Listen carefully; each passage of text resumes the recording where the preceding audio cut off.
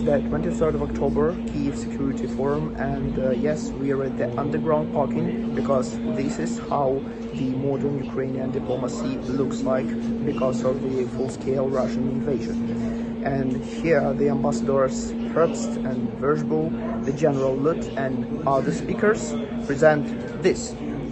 It's the memorandum to the President of America with call to give Ukraine all resources, not to just keep fighting, but to win Russia. And also it calls to give Ukraine's clear path of integration in the alliance on the next NATO summit in Washington the next year. Putin understands only force, which is why Kyiv needs enough weapons for the armed forces of Ukraine to not just contain, but also kick Russian invaders out of their land. That's what diplomats, military and security advisors to the leaders of Kyiv's allies said in the address to the US President Joe Biden. The document has already been handed over to congressmen and the White House. It calls for us to understand that Moscow is pursuing an aggressive foreign policy that threatens the United States. So we have a vital interest in making sure Putin loses in Ukraine.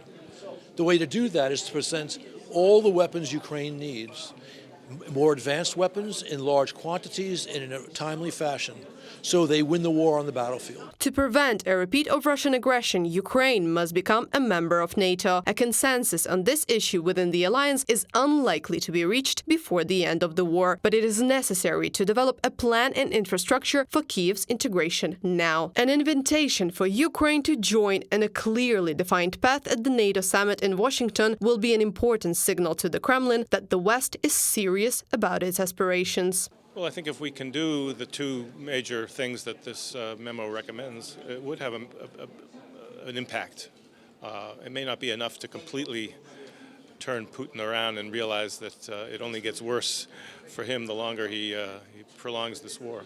But I think it will at least dispel his false optimism that Russia is prevailing and that he can wait us out.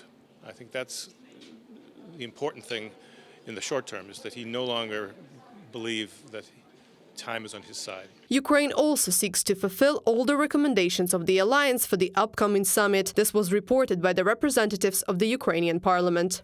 We see that sometimes it takes about 3 to 4 months between the interim assessment of the 7 EU criteria and their actual fulfillment. So we can do it as long as we want. This is the main thing we need to prioritize, not to expect agreement with NATO and to have something that we can offer to our colleagues in return. Then we will succeed. According to the data provided in the memorandum, the armed forces of Ukraine have already destroyed about 50% of the Russian army's military capabilities. The final victory over Russia will lead to stability in the region, so the US is expected to take more decisive steps before the Washington NATO summit in July. Reported by Anastasia Tarnavskaya, Danila Kobza, UATV News.